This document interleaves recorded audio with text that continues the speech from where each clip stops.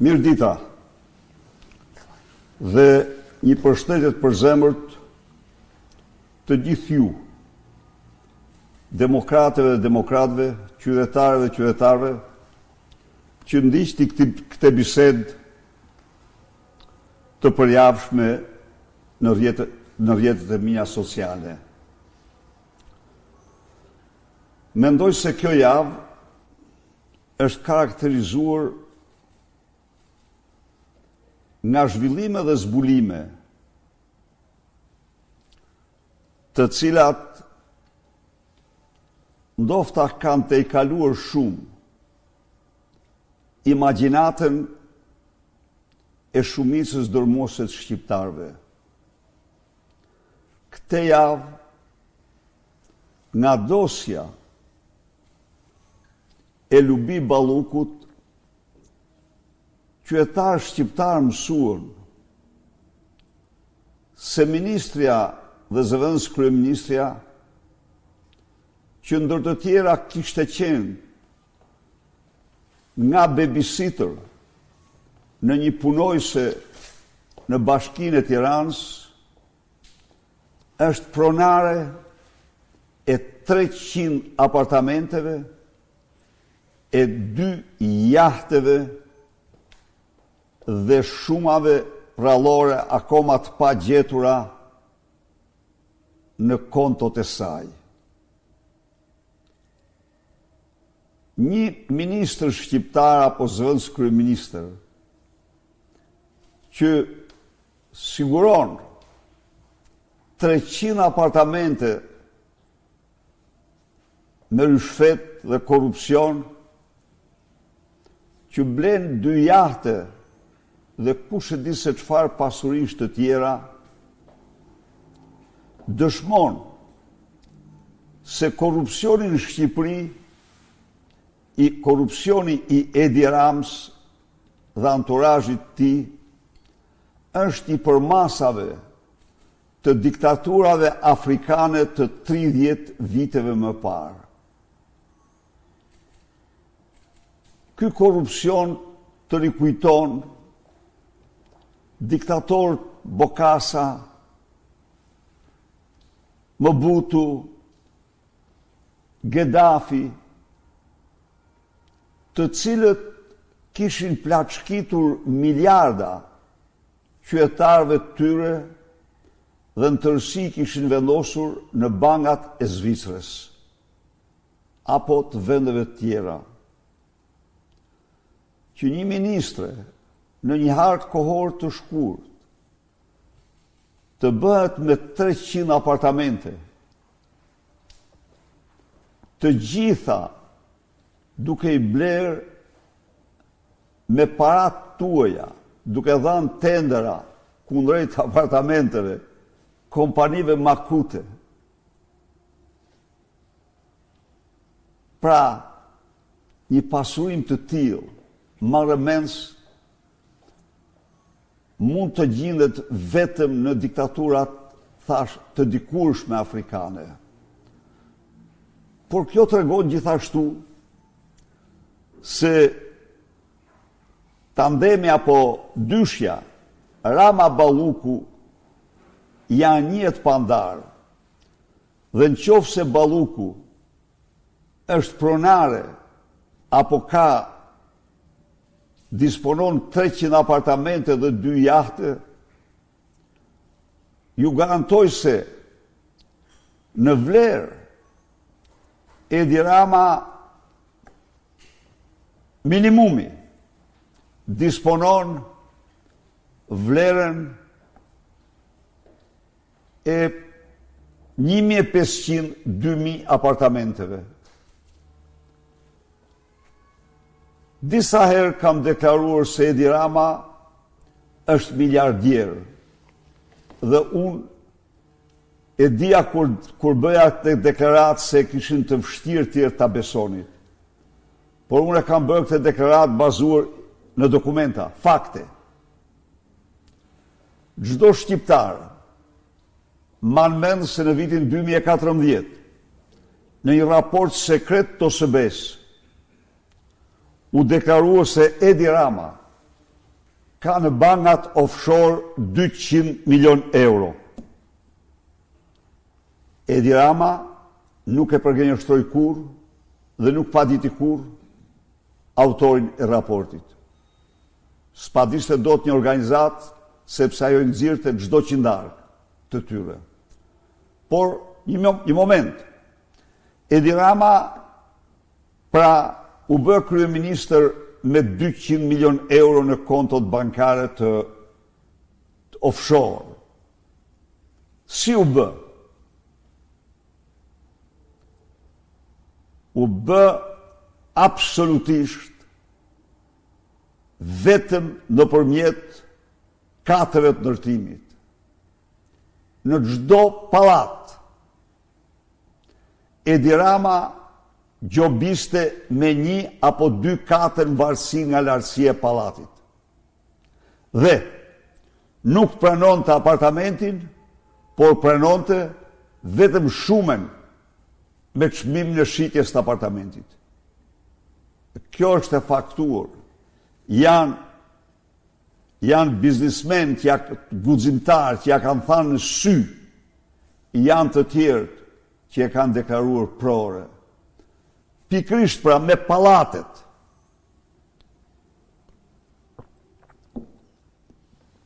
Me katët e pallateve, Edi Rama u bë kryeministër me 200 milion euro të fshehura.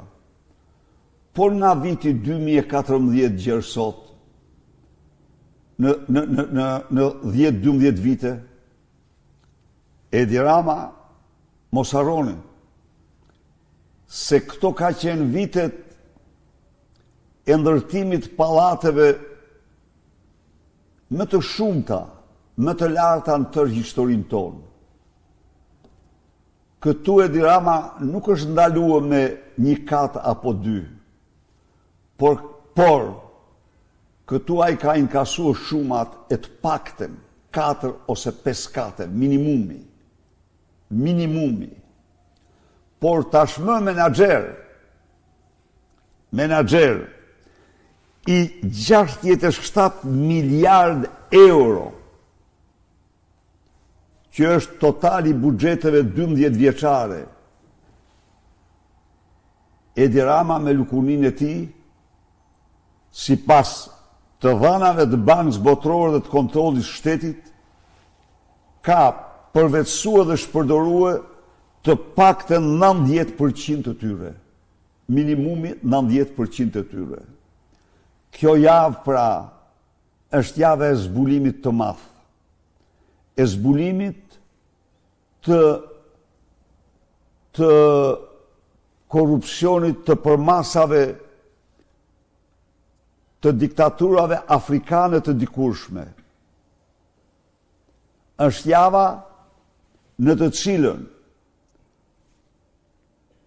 Edi Rama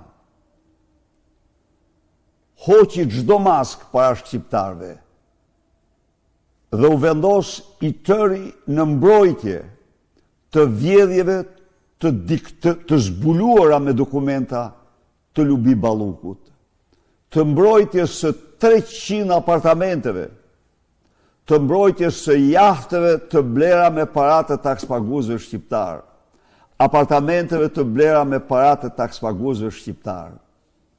Dhe ai urdhroi në mënyrë më kriminale dje deputetët e tij të mos lejonin heqjen e imunitetit të Belinda të Lubi Ballukut. Për faktin e vetëm, se nëse Lubia ka 300 apartamente, Edi Rama minimumi 1500. Se nëse Lubia ka 2 jahte, Edi Rama minimumi ka 5 të tilla, nëse ju ka ndasht. Se nëse Lubia ka 2 apo 3 vila, Edi Rama është pronar në resortet të tëra turistike. Porti i Durrësit, siç kam deklaruar në mënyrë të përsëritur, çfarë kam pa unë tek porti i Durrësit? Dhe në atë kohë, pikërisht në atë kohë, unë ju kam deklaruar shqiptarëve se Edi Rama don me çdo kusht të bëhet miliardier si Ala Labari.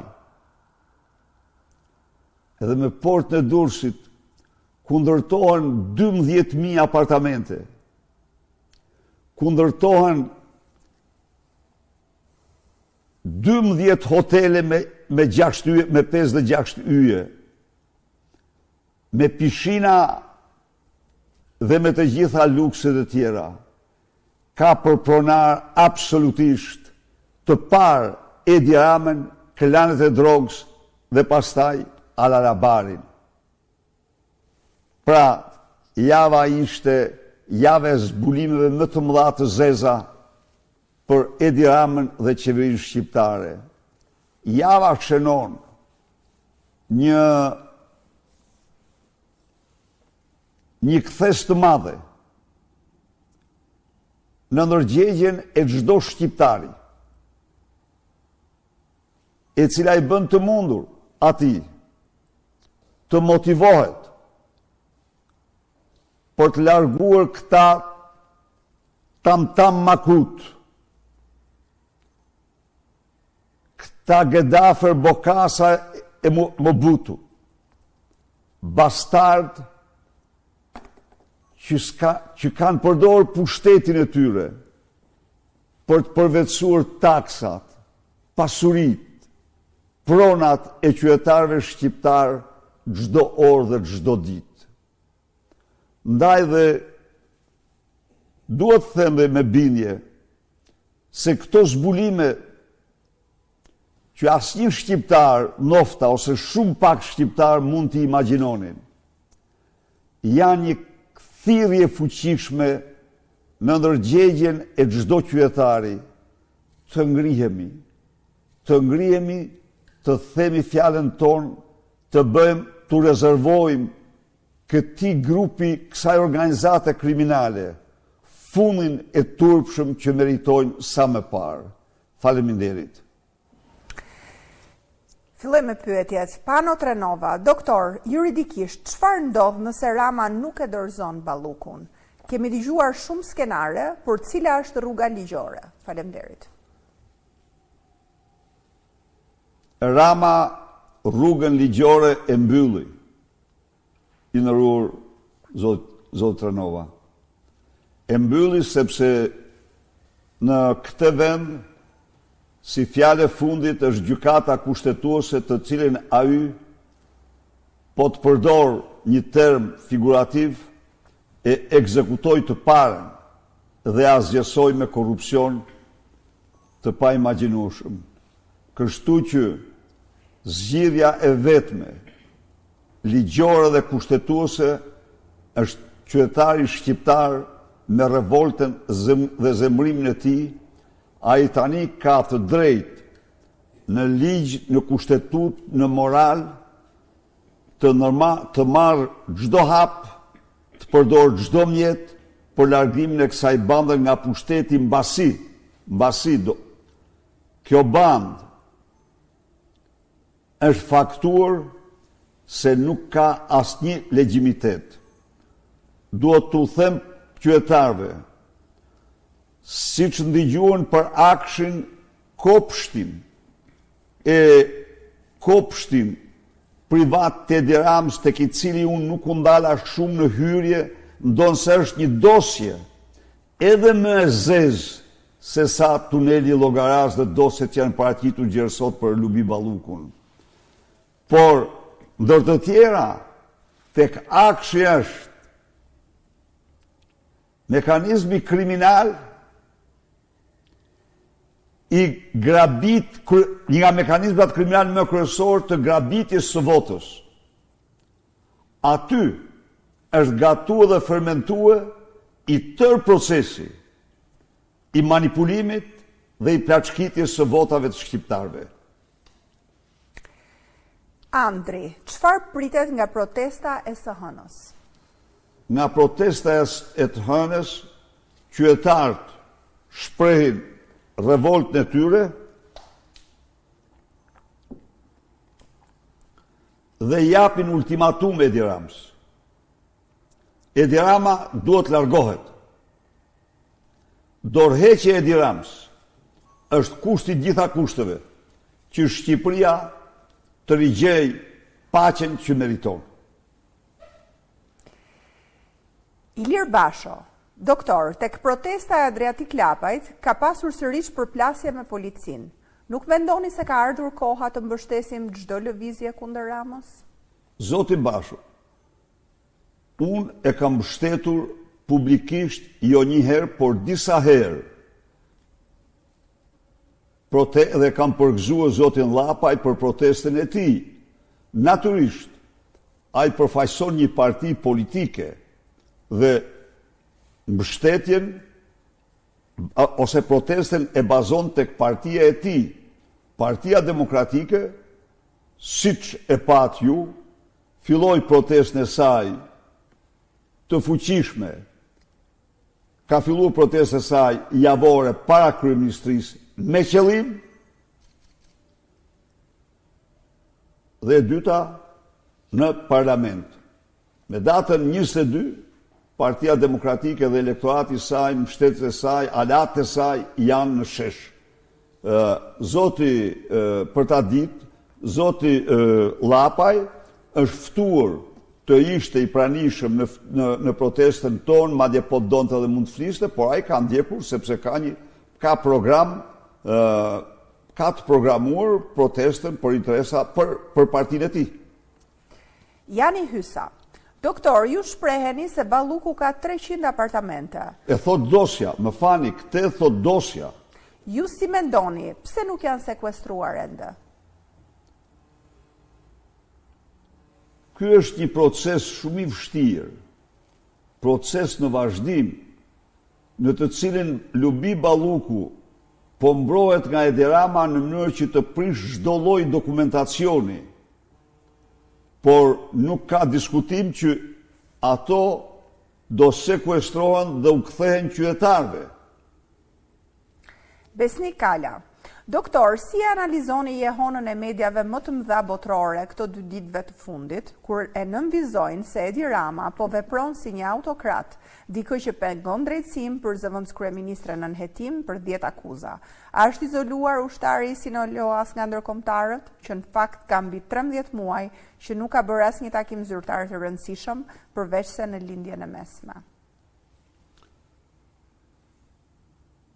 Natyrisht, jehona jashtëzakonisht e fuqishme e aktit të deputetëve të Partisë Demokratike në parlament, në mediat më të mëdha në botë, siç është Fox News, CNN, Al Jazeera, media të tjera, është njëkohësisht një mbështetje fuqishme për forcat demokratike, është dëshmi e faktit se këto media dhe komunitet ndërkombëtar, atë që po priste ishte pikrisht zëri i opozitës, protesta kundër vjedhjes dhe korrupsionit.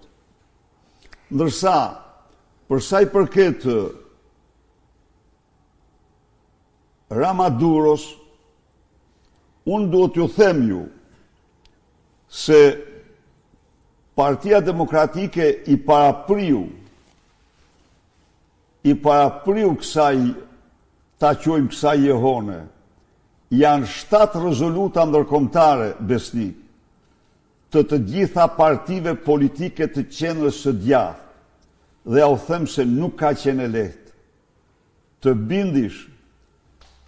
bindësh 3 organizatat më të mëdha, por dhe të vetme të gjitha partive të qendrës djathtë dhe djathta, se në Shqipëri zgjedhjet janë fars, se në Shqipëri shteti është narkoshtet, se pluralizmi politik shtypet, se korrupsioni nuk ndërshkohet, se drejtësia përdoret si armë politike kundër opozicës, të gjitha këto nuk kanë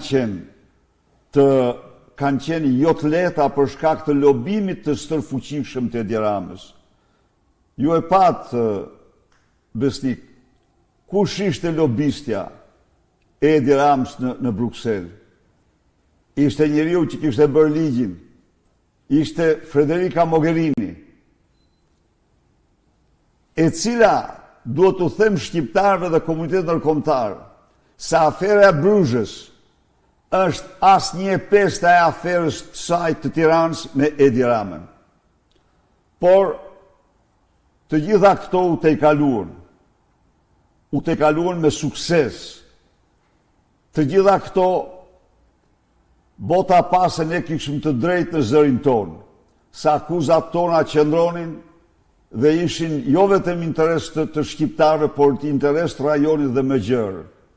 Shqipëria u shpall së fundi në Washington në rezolutën e IDU-s, rrezik për sigurinë europiane, për sigurinë e NATO-s.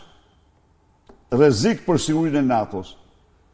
Dhe ju duhet dini se të gjitha dhënat më sekrete, më të rëndësishme të këtij vendi që janë njëkohësisht të rëndësishme për NATO-n, kanë përfunduar në duar të Ergys Agasit, Suel Çels, Fatmir Troplinit dhe klaneve tjera të drogës nga akshi i Edi Ramës.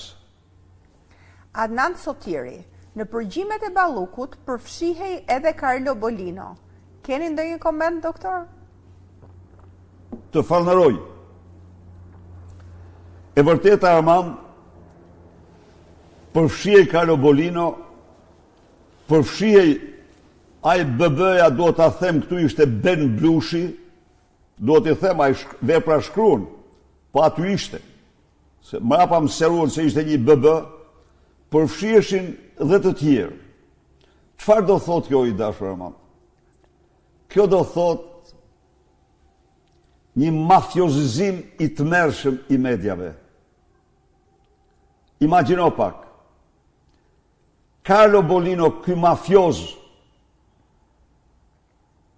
që ka filluar jetën si i tillë në Shqipëri, vjell vrerë, shpiv dhe trillon gjithë ditën kundër opozitës, ndërkohë që ka marrë tokat e pronarëve të lana për gjimnaz me 4 vendime të Edi Ramës. 4 vendime tokën mes Tiranës për ndërtuar zyrat e tij. Carlo Bolino, vetëm në një nga këto regjistrime, siç e pat ju, ka 100 milion. Me keste që Erviz Berberi duhet t'i paguante, që të shpifte për Sali Berishën, të shpifte për ju, të mashtronte shqiptarët për të vërtetat, të lavdronte Edi Ramën, por Carlo nuk është i vetëm. Të themi atë që është. Shuma më të mëdha ka marrë Top Channel. Aty BB-ja. Tek tuneli, nuk e quajtën kot Top Tuneli. E të tjera, sa portale mbahen me parat që u vidhen taks paguesve për të shplaf ftyrat e nxira të këtyre hajdutëve ministra. Pra një rreth vicioz. Po edhe njërë do të kërkoj mirëkuptimin, se forma më e zezë për mua është kur kjo bie të këtë smurt me smundje të rënda që mbeten pa ilaçe sepse u vidhen fondet. Dhe mediat heshtin, dhe në të gjitha mediat është vetëm një gazetar që pranon çdo lloj kërcënimi për të bërë zëri atyre smurve. Uroj që këto dokumenta të zgjojnë tek shqiptarët zemërimin e merituar ndaj kësaj mafje. Endrit Progni, mirë dita doktor Berisha, uroj t'jeni mirë, po shohim si protestojnë fermerët europian me traktora e zetora, kam bërë nami në Bruksel para 2 ditësh. Nuk foli gjë OSBE-ja kur tek ne 2 goma u dogjën atëherë në protesta, e folën gjithë ambasadorët e huaj kundër. Si do të shkoj sipas jush protesta të hënën? Protesta të hënën është fillim i madh i shtinës e cila ndalet vetëm me largimin e Edi Ramës. Ne dalim në protestë të hënën për të shënuar fillimin e revoltës popullore për largimin e Edi Ramës. Klisman Mhili, doktor, mos vallë ka ardhur koha që të mbështesni SPAK-un, edhe a do të ketë bashkëpunim midis PD-PS për shkrirjen e SPAK-ut? Tani, të falenderoj për pyetjen. Kam qenë president, kam qenë kryeministër, dhe kur nuk do gjinet njeri, gjykatës, prokuror, hetues, polic, që të mund të thot se nuk pata mbështetjen e Sali Berishës në rrymtarin time, për zbatuar ligji. Unë ja u them ju, edhe njerë të çdo qytetari, për Sali Berishën, feja dhe besimi politik i tij është kushtetuta dhe ligji. Dhe i gjithë sekreti im është pikërisht në këtë raport. Në këtë kontekst,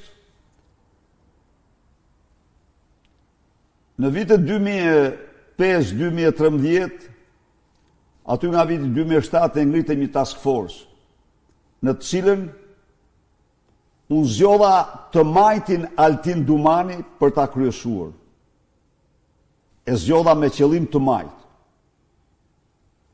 Në mënyrë që të priste pa asnjë lloj hezitimi drejt administratës cili do që shkelte ligjin. Kam patur një zyrë departamenti antikorrupsionit i ndëruar. Mund nofta 70% e gjitha dosjeve që kanë shkuar për ndjekje penale ose 60% shkonin nga ky departament. Po aty kishte një organizim tjetër. Ky organizim ishte task force. Çka do thot task force? Do të thotë që ekipi që shqyrtonte dosjet përbëhej nga prokuror që i kryesonte Dumani, përbëhej nga antarë të policisë kriminale, përbëhej nga punojës të tatimeve, doganave dhe shërbimit informativ. Çfarë do thot kjo? Dosja s'mund të mbyllej. Kjo ishte garanci se dosja nuk mund të mbyllej. Ndaj dhe cili të doj, le të marr raport të departamentit të shtetit vitit 2009-2010. Çfarë tregojnë? Tregojnë se të dënuar për veprën e korrupsionit në atë periudhë, të akuzuar nga kjo task force dhe të dënuar jo nga gjykatat speciale, nga gjykatat e zakonshme, janë 3 herë më shumë se sa në këtë periudhë. Janë konkretisht me numra 630 zyrtar kundrejt 199 zyrtarve. 190 zyrtarve. Pra është mbi 3 fishi. Prit, ju mund të thoni se nuk ka patur emra, jo, është gabim. Gabim. Së pari,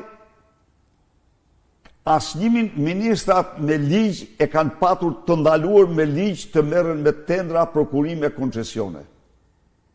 Me ligj. Së dyti, po, nuk imagjinohej të mbroja unë.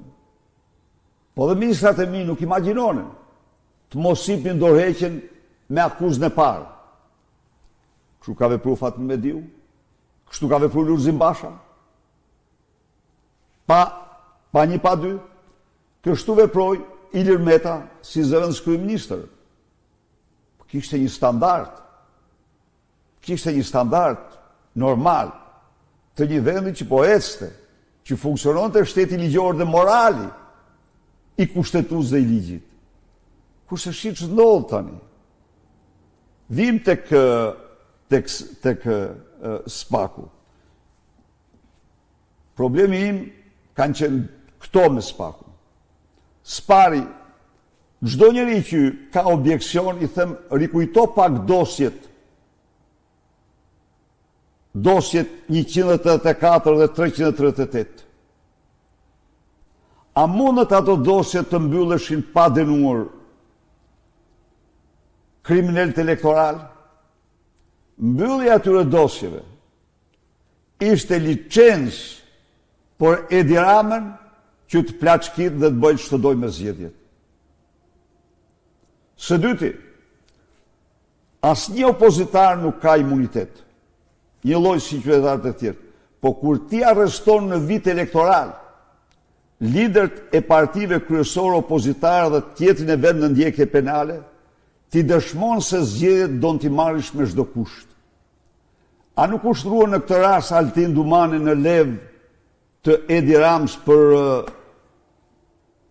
grabitjen e zgjedhjeve? Cili do të më thotë më pak? Unë u arrestova si person në nënhetim pa asnjë akuzë. Masat ndaj me u vendosen pa më thirrë kur për të më bërë një pyetje. Ilir Meta u grabit dhe u keqtrajtua në mes të autostradës si person në nënhetim pa asnjë akuzë. Atëherë, mos harrojmë kur se përparësia absolute duhet të ketë demokracia dhe kërkoj mirëkuptimin tuaj. Shteti që sot nofta dënon me rrep se çdo shtet tjetër, me varje dhe vdekje, veprat e korrupsionit është Republika Popullore e Kinës. Po, do t'i shohim se na shërben t'i shohim gjërat drejt në sy, por atje dënohen dhe kundërshtarët politikë. Dhe një prokurori e tillë që bën gjallë në kundërshtarëve politikë dhe përdoret si instrument për të shtypur pluralizmin, është një vegël në duart të regjimit. Përndryshe, absolutisht mbështes çdo akt, çdo prokuror, çdo hetues, çdo polic, çdo gjykatës që zbaton ligjin. S'kërkojmë asgjë tjetër vetëm ligjin dhe kushtetutën, por duhet dim t'i ndajmë dhe s'duhet kur të pranojmë. Nuk është problemi këtu. Këtu është problemi i fatit të Shqipërisë. Se nëse se ne pranojmë që për hir të një ministrit korruptuar të shtypet opozita për të krijuar barazi, ne pranojmë shtypjen e demokracisë dhe vendosjen e regjimeve autoritare. Kjo nuk mund të bëhet kurrë. Gjergjull Neshaj, i nderuar doktor, një pyetje, na fton në shesh për bërtitur 2 orë, Rama ik dhe më pas të ikim ne, apo do të bëjmë një protestë që të tronditen themelet e mafjes shqiptare shtetërore? Na kthej një përgjigje. Ju mirë kuptoj ju, po dhe ju do të mirë kuptoni mua.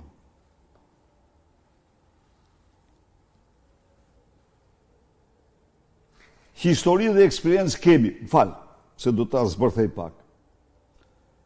E vërteta është se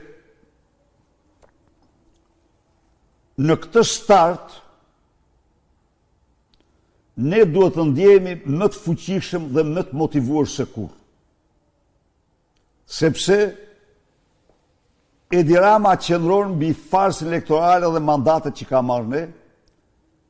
Zgjedhjet e 11 majit nuk i ka fituar kurrë Edi Rama, por i ka fituar opozita. Zgjedhjet e 11 majit nuk i ka fituar Edi Rama,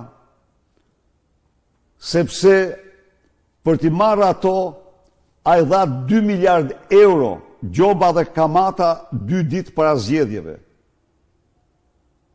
Dha nga taksat e shqiptarëve 100 euro për çdo pensionist. organizoj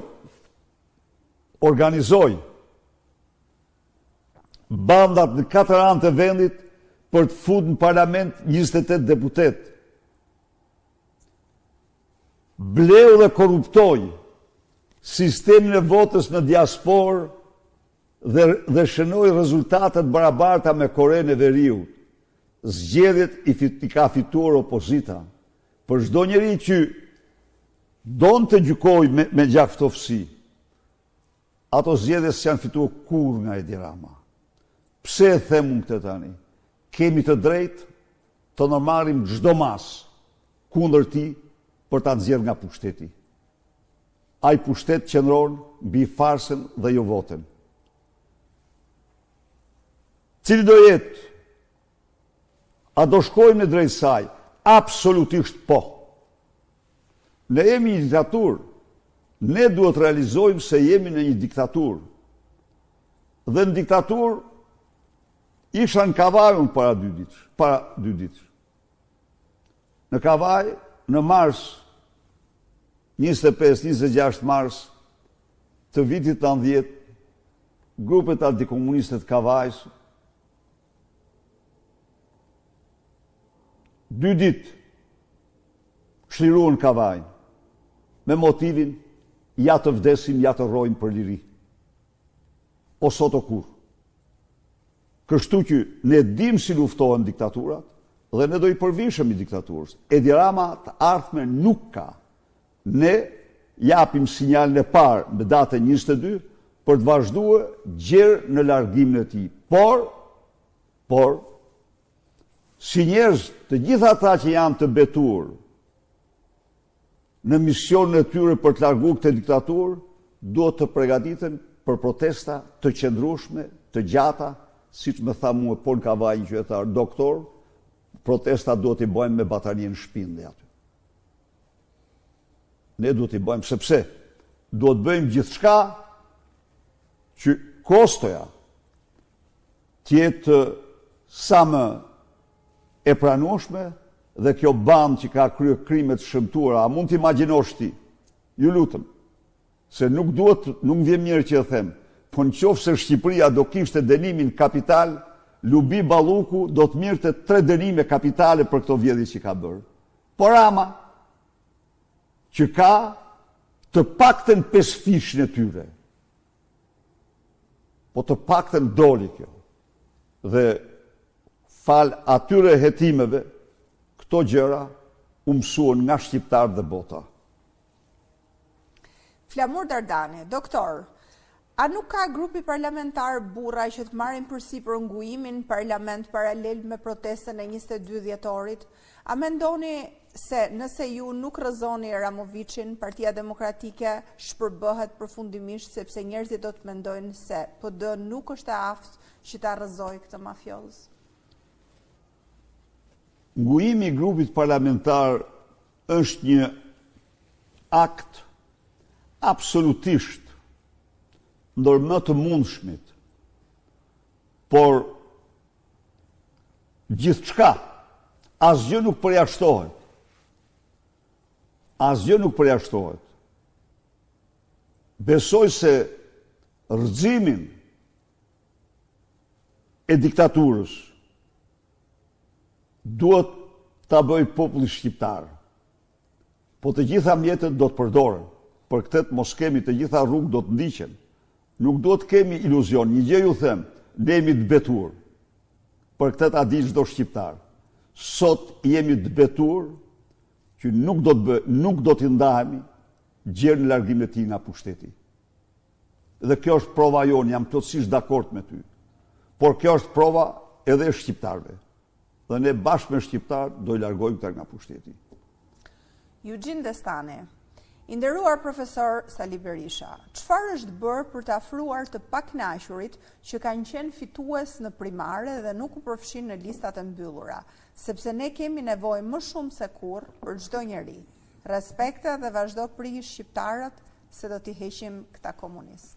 Të gjithë kandidatët që morën pjesë në listat e hapura janë sot në gjirin e Partisë Demokratike dhe ndaj tyre Partia Demokratike është dhe do mbetet e hapur, ata kanë një të ardhme të padiskutueshme. Në këtë parti ka një investim të shkëlqyer. Kështu që jemi në kontakt me ta, bisedojmë me ta dhe janë të angazhuar. Kjo është qëndrimi i Partisë Demokratike. Petrit Matia, doktor, a mendoni se duhet bashkohen të gjitha partitë e opozitës për të rrëzuar Ramaduron, pra të ftohen edhe ato parti që janë parlamentare si zoti Shehaj e tjerë? Plotësisht dakord. Ne kemi ftuar të gjitha partitë. Ka një problem. Opozit dhe pseudo-opozit, apo opozit e opozitës. Ju e pat ku përfundoi Shabani në gjirin e Tiranës. Pretendonte se është opozit. Unë përshtes zotin Llapaj që proteston aty. Jep shembull personal. Jemi të hapur ndaj partisë tij, jemi të hapur ndaj partisë së zotit Shehu, por ambiguiteti i tyre dhe krahasimi që bëjnë midis Partisë Demokratike dhe Partisë Socialiste, midis Edi Ramës dhe Sali Berishës, dëshmon se janë në një pozicion opozit e opozitës. Se të krahasosh Partinë Demokratike apo udhëheqjen e Partisë Demokratike me Partisë Socialiste, në një farë mënyrë direkt apo indirekt i bën shërbim asaj partie. Në një kohë kur ke qenë në këtë parti dhe i njeh shumë mirë gjërat. Ylli Paja, kur ka kaq korrupsion në media, përse opozita nuk kërkon një komision hetimor parlamentar? Opozitës nuk i lejojnë komisionet hetimore parlamentare, zoti Ylli. Janë paraqitur një seri kërkesash, asnjë s'është pranuar në mënyrë antikushtetuese. Gon Pelingu, zoti Berisha, qofshi mirë me shëndet e shqyr zotit, të gjitha fjalët tuaja kanë dalë të vërteta. Para 6-7 vitesh, mbaj mend në një emision keni folur se Rama i lëshon të vetët dhe se kjo do të vazhdojë. Më pas keni folur për Avdylajt, për Dakon, për Baldilajn e Sarandës, për Ndokën e Lezhës, për lojrat e fatit, si do të bëhej monopol, kazinot dhe ja ku jemi sot. Të gjitha të vërteta dolën. Faleminderit, jam përpjek t'u them shqiptarëve të vërtetën. Sepse mendoj se unë nuk do të qëndroj një ditë në politikë në momentin kur nuk mund të them atyre të vërtetën, ose kur nuk mund të them atyre atë që unë e besoj si të vërtetë. Unë pash tek porti i Durrësit Edi Ramën miliardjer. Analizova shumë gjatë atë përvetësim të tmerrshëm të një pasurie kombëtare, do i kthehem këto ditur. Do të marrin vesh shqiptarë se ç'ka ndodhur. Se çfarë goditje qindra vjeçare kanë marrë ata me atë vendim. Dhe kuptova se Edi Rama kishte vetëm një qëllim, të bëhej miliardjer. Tani ka gjetë paratë e Franz Çopjas, që i ndan me të. Franz Çopja është një trafikant që në një vit ka administruar të vetat 28 ton kokain, vlera e cilave shkon rreth 6 miliard. Franz Çopja është i gatshëm dhe i sigurt jeni ju që ndan me Ramën cilën do shumë, mjafton që të investoj gjysmën tjetër. Ndaj dhe Edi Rama hapi, i privoi shqiptarët nga porti, ja u mori portin shqiptarëve, për të ndërtuar së bashku me Al-Alabarin, Al-Alabari 70 milion gjithsejt, 70 milion, dhe për të përvetësuar vetëm trull, rreth 3.8 miliard euro trull, mbi 1 milion e sa metër katror. Edhe dy pyetjet e fundit. Sefedin Hysa, doktor, në qoftë se i vini ju në pushtet, çdo politikan që rezulton që ka vjedhur miliona, duhet i kthej ato, duhet i shpërndani gjithë shqiptarëve të shkret që po vuajnë për bukë? A jeni dakord me këtë? Jam plotësisht dakord me këtë, duhet t'i kthej gjën që ndarkën e fundit. Për fatin më të keq, qoftë se ka një sektor, se këtu njerëzit me të drejt duhet trokasin veprimet që bën prokuroria speciale kundër ministrave, por ama, mos harrojnë se në këtë kohë ku miliardat vidhen apo futen nga droga, janë sekuestruar gjithsej 60 milion euro. 60 milion euro, miqtë e mi, me gjithë këtë shumë janë sa një kafe.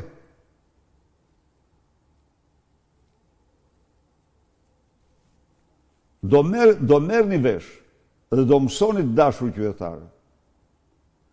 Gjëra që kur nuk mund të mendoni se mund të ndodhin në një shtet. Por këto janë në zhvillim. Ne në takon të ndahemi 1 minutë më parë, ndaj dhe ju ftoj që me 22 maj të tregojmë para shqiptarëve dhe botës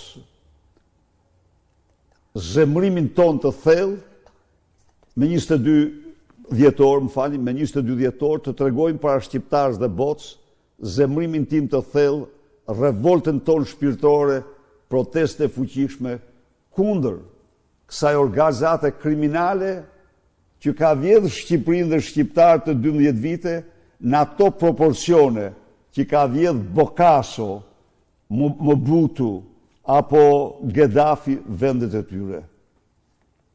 Fejzo Subashi, Zoti Berisha, si fillim jemi okej, për nismat e opozitës dhe tuajën personale si lider. Zoti ju dhënë të jetë sa të doni, por çfarë garancie i jepni shqiptarëve dhe demokratëve për një lider të ardhshëm të Partisë Demokratike dhe Shqipërisë, për një kryeministër për më shumë se sa një mandat? Ajo që jam unë në këtë mision, largimi këtij regjimi. Por shqiptarëve dhe çdo njeriu i them se kur nuk kam menduar dhe nuk mund të mendoj të përgatis liderin pasardhës. Ajo nuk është detyrë e imja. Jo. Ajo është e tyre, e qytetarëve. Sali Berisha ka me borxh të shërbej atyre me ndershmëri, me vendospëri, me transparencë, gjërsa ata t'i besojnë. Për sa i përket